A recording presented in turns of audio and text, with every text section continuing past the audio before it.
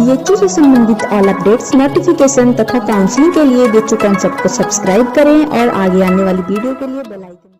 स्वागत है आप सबका हमारे online learning platform BHU concept में। जैसा कि आप सबको पता है कि ये जो है सर्वाधिक टॉपर्स देने वाला चैनल है, तो अपना सीट बीएचयू एंट्रेंस में कंफर्म करने के लिए जुड़े रहिए बीएचयू कॉन्सेप्ट से। जैसा कि आप सबको पता है कि हिंदी में बीएचयू का जो पेपर होता है उसमें हिंदी का अलग सेक्शन ही बटा रहता है, जिसमें कि 30 प्रश्न पूछे जाते हैं। 30 प्रश्न का मतलब क्या हो गया? 90 मार्क्स। तो 90 मार्क्स स्कोर करना इतना इजी नहीं है। आपको हर एक टॉपिक के बारे में पढ़ना पड़ेगा कि हिंदी में किस टॉपिक से कितने क्वेश्चंस पूछे जाते हैं और भी बहुत कुछ। तो इसके लिए आपको एक गाइड की ज़रूरत पड़ेगी और इसमें हम आपका साथ देंगे सलोनी सिंह। तो हम सबसे पहले बात करेंगे वर्णमाला। जैसा कि आप सबको पता है कि हिंदी व्याकरण में वर्ण का स्थान सबसे प्रथम है। तो हिंदी व्याकरण में जब वर्ण का स्थान सबसे प्रथम है तो हमें इसके विषय में थोड़ा अच्छे से पढ़ना पड़ेगा और इससे 1-2 प्रश्न पूछे ही जाते हैं। तो जैसा कि हम लोग जानते हैं हिंदी वर्णमाला में 52 वर्ण है, जिसमें से 11 स्वर, 4 अंतस्थ, 4 संयुक्त व्यंजन, 1 अनुस्वार, 25 स्पर्श व्यंजन है, 4 ऊष्म, 2 द्विगुण, 1 विसर्ग है। अब आप लोग को पता होगा कि द्विगुण किसे कहते हैं, नहीं पता? द्विगुण जैसे अर, वैसा वर्ण जो कि 2 गुण प्रकट करता है। जैसे कि ये ना ही ड हो गया, क्योंकि इसको ड हम लोग नहीं कह सकते हैं क्योंकि इसमें बिंदी आ गया। इसको अर, ये सरक वाला है, ठीक। तो ये आप समझ गए कि द्विगुण व्यंजन किसको कहते हैं, जो कि 2 गुण प्रदर्शित करे। और एक हो जाता है ढ, पढ़ाई वाला। ये ढ नहीं है, ये ढ है क्योंकि इसके नीचे बिंदी लग गया, तो इसे ही द्विगुण व्यंजन कहते हैं, यानी कि 2 गुण प्रदर्शित करता है। ये ढ, इसके उच्चारण में ढ भी आ रहा है और ये बिंदी का भी प्रयोग आ रहा है, तो इसीलिए इसे द्विगुण व्यंजन कहते हैं। अब हम बात करेंगे कि वर्ण या फिर ध्वनि क्या है। वर्ण को ही कितने जगहों पे ध्वनि भी कहा जाता है। तो भाषा की सबसे छोटी इकाई को ध्वनि कहते हैं और इसी ध्वनि को वर्ण कहते हैं। यानी कि ऐसे भी हम वर्ण का परिभाषा दे सकते हैं कि इसे खंड या टुकड़े न किए जा सके। तो ये तो आप लोगों ने पढ़ा ही होगा छोटे क्लास में, किसी खंड या टुकड़े नहीं किए जा सके उसे वर्ण कहते हैं। वर्ण के 2 प्रकार भी पढ़े ही होंगे, स्वर वर्ण और व्यंजन वर्ण। तो जब इतना कुछ पढ़ा है, जब इतना कुछ पढ़ ही लिया है तो मुझे क्या ज़रूरत है आप लोगों को पढ़ाने की। लेकिन नहीं, कुछ बातें ऐसी हैं जिसका कि पता आप लोगों को होना चाहिए और जो शायद आप लोग पढ़े हों तो भूल चुके हों, इसीलिए जस्ट फॉर रिमाइंडर। तो जब हम बात करते हैं वर्णों की तो उसमें सबसे पहला स्थान होता है स्वर वर्ण का। तो स्वर वर्ण क्या है? जो वर्ण उच्चारण करने पर एक ही प्रकार की ध्वनि बनाता है, यानी कि जिस वर्ण के उच्चारण में हमें किसी और वर्ण की सहायता न लेनी पड़े, यानी कि जो स्वतंत्र हो, जो मुक्त हो, उसे स्वर्ण वर्ण कहते हैं। जैसे अ, ई, उ, इसे प्राकृतिक स्वर भी कहा जाता है क्योंकि ये स्वतंत्र होते हैं, इनके उच्चारण में किसी की आवश्यकता नहीं पड़ती। अब हम बात करेंगे स्वरों की संख्या पे। तो जैसा कि हम लोग जानते हैं कि स्वरों की संख्या 13 होती है, लेकिन ये 13 पूर्ण स्वर नहीं हो गए। इसमें 11 जो है स्वर हैं और इसमें 2 जो हैं अंग और अ, ये क्या है? अयोगवाह, अयोगवाह में सम्मिलित किए जाते हैं। तो 2 अयोगवाह हो गए, 11 स्वर हो गए। अगर मिला के पूछेगा तो 13। अगर मान लीजिए आपको क्वेश्चन पूछा जाता है कि स्वरों की संख्या कितनी है, अगर 11 ऑप्शन में रहता है तो आप 11 टिक मारिएगा, लेकिन अगर 11 नहीं रहता है और 13 रहता है तब आप लोग 13 टिक कीजिएगा, ऐसे करके। तो यही सब छोटी छोटी बातें हैं जो जिनका कि ध्यान रखना होता है। तो स्वर वर्ण के उदाहरण में क्या आ गया? अ, आ, ई, हर्षु, दीर्घु, री, मूल स्वर, ए, ऐ, ओ, अंगा। अंगा अयोगवाह है, ध्यान रखिएगा। अंगा क्या है? अयोगवाह है। Sorry, 1 minute. अब हम लोग बात करेंगे स्वरों का वर्गीकरण। तो जैसे कि हर्ष स्वर है, तो स्वरों का वर्गीकरण 2 भाग में किया गया है, हर्ष स्वर और दीर्घ स्वर।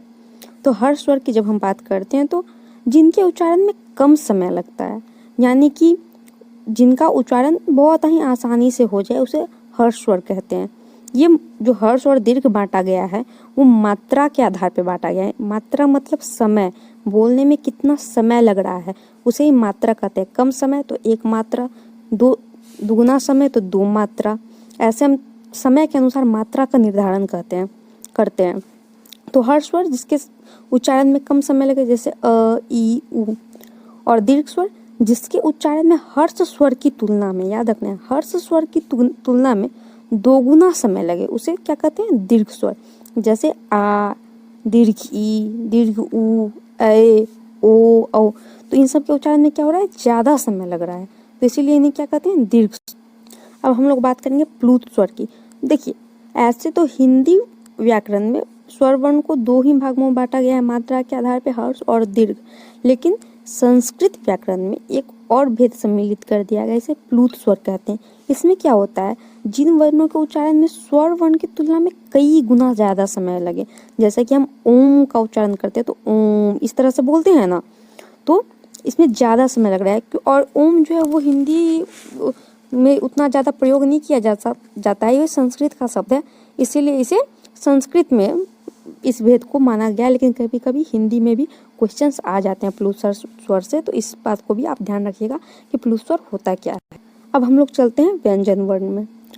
तो जिन वर्णों के उच्चारण में 2 ध्वनियाँ सुनाई पड़ती है, यानी कि क्या 2 ध्वनियों से क्या मतलब कहा जा रहा है? यानी कि स्वर का भी मेल हो जिसमें, उसे व्यंजन वर्ण कहते हैं।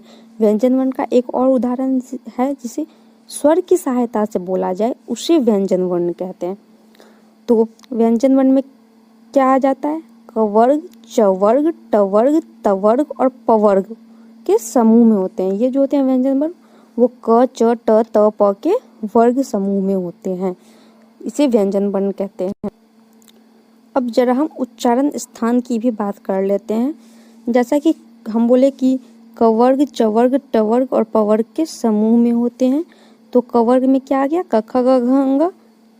चवर्ग में च, छ, ज, झ, य, सॉरी यहाँ ज होगा। ट वर्ग में ट, ठ, ड, ढ।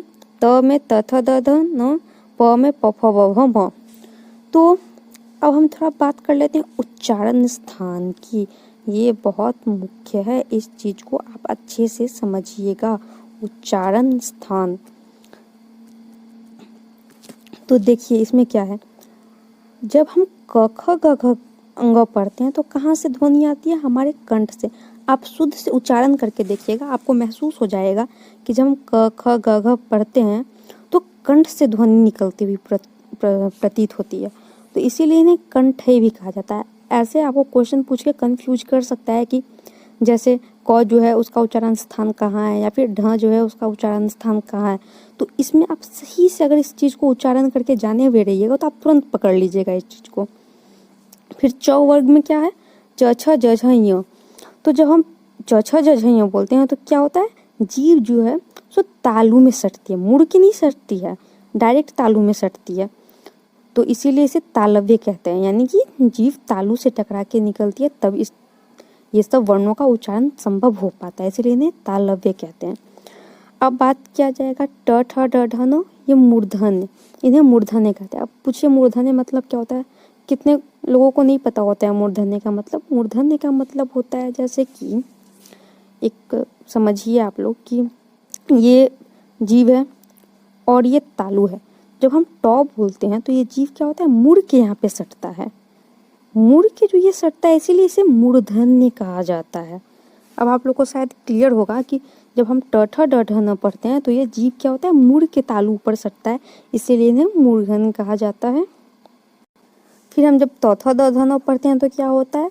जीभ जो है सो दांत में सटता है, इसलिए दंतई कहा जाता है।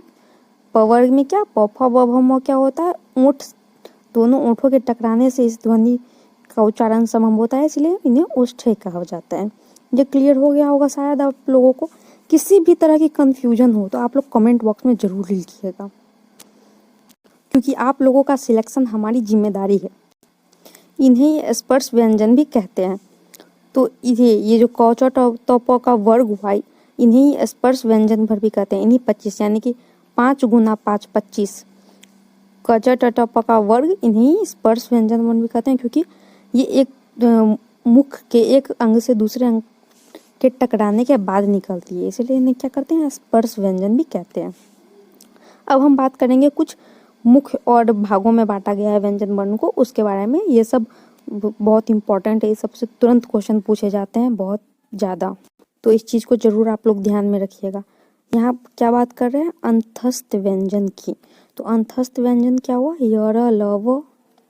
अंतस्थ का मतलब है जो कि अंदर से निकलता हो, कंठ से नहीं, अंदर से आता हो, उसे अंतस्थ व्यंजन वर्ण कहते हैं। जैसे यर लव अंतस्थ व्यंजन हुआ। उसी तरह जब हम बात करते हैं संघर्षी या उष्ण व्यंजन की, तो उष्ण व्यंजन क्या हुआ, यानी कि जिसको बोलने पे मुंह से ऊष्मा निकलती हो। जैसे हम तालव्य श, दंत श, ह, ये सब का उच्चारण करते हैं तो हमारे मुंह से गर्म हवा टाइप का निकलता है, इसलिए इन्हें क्या करते हैं, उष्ण व्यंजन। इसका और एक नाम संघर्षी भी इसलिए है क्योंकि जब हम इन सब का उच्चारण करते हैं तो क्या होता है, वो जो मुंह का स्पेस होता है वो छोटा हो जाता है, संकीर्ण हो जाता है, इसीलिए हवा कम निकलती है, इसीलिए इसे संघर्षी या उष्ण व्यंजन वर्ड भी कहा जाता है। आप लोग बहुत आसानी से समझ सकते हैं कि जितना भी चीज़ों का नाम रखा गया है या फिर जितने भी वर्गों में बांटा गया है वो इसी प्रकार से बांटा गया है कि उनका गुण दिख जाए, वो गुण के आधार पर बांटा गया है। अब जब हम बात करते हैं संयुक्त व्यंजन की, तो संयुक्त का मतलब क्या हुआ, जो दो से जुड़ के बना हुआ हो। हालांकि व्यंजन वर्ण तो सारे स्वर की सहायता से बोले जाते हैं तो स्वर से तो जुड़े हुए ही रहते हैं, लेकिन जब हम बात करते हैं संयुक्त व्यंजन वर्ण की तो ये दो व्यंजनों से जुड़ के बना हुआ है।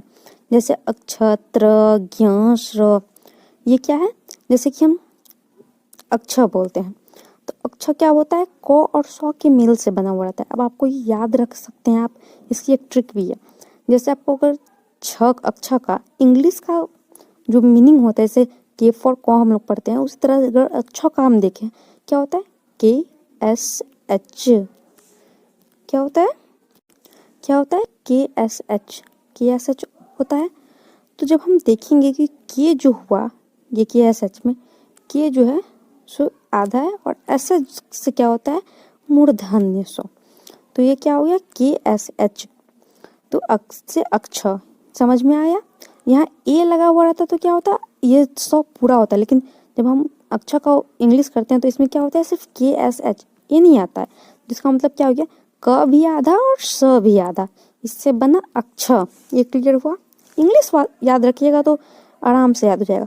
उसी तरह त्र, त्र में क्या होता है, टी आर ए से त्र, ठीक। तो ये टी का क्या हो गया, आधा, और आर ए से र हो क्या हो गया, पूरा। तो त्र कैसे बनता है, त आधा और र पूरा। ये सब भी याद रखिएगा। ये सब वैसे इंग्लिश नियम अगर सही से आप लोग को अल्फाबेट वाला याद है तो ये सब में आप लोगों को कोई दिक्कत नहीं होने वाली है।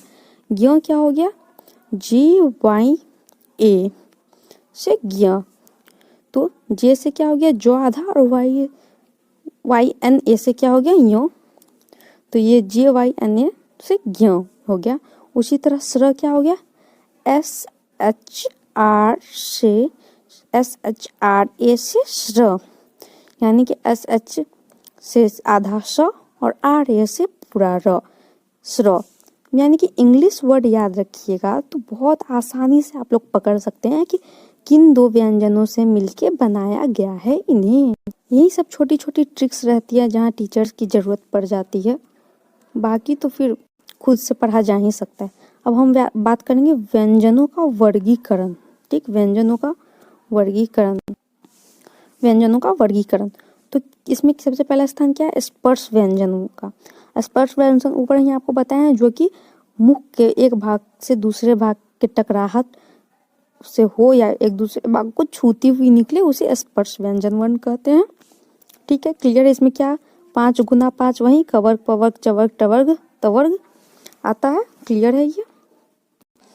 अब हम लोग बात करेंगे अघोष वर्ण की। तो अघोष वर्ण क्या है, जिन ध्वनियों के उच्चारण में स्वर तंत्रिकाएं कंपित न हो।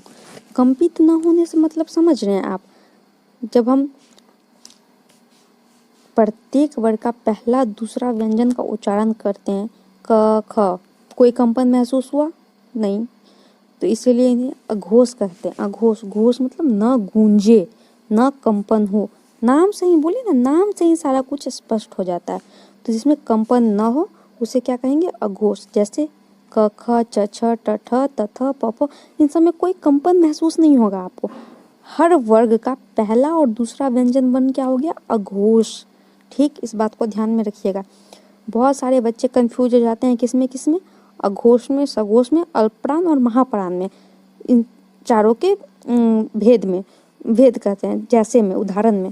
तो इस चीज़ में आप एकदम कंफर्म रहिएगा कि अघोष जिसको बोलने में कंपन न महसूस हो उसे अघोष, जैसे कि प्रत्येक वर्ग का पहला और दूसरा व्यंजन, इसे अघोष कहते हैं।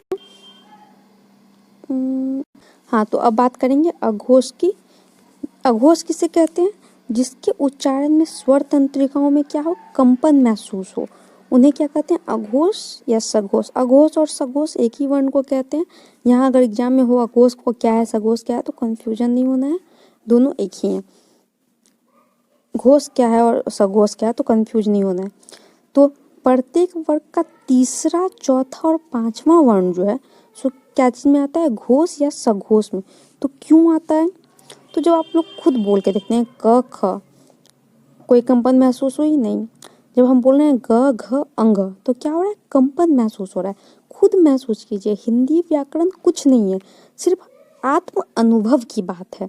अगर आप वर्णों का उच्चारण सही से करते हैं तो आपको नाम सुन के ही और सही उच्चारण करके ही स्पष्ट हो जाएगा कि आप कहाँ क्या गलत कर रहे हैं और कहाँ क्या सही कर रहे हैं, या फिर कौन सा किसका भेद है और क्या है नहीं है, बहुत आसानी से।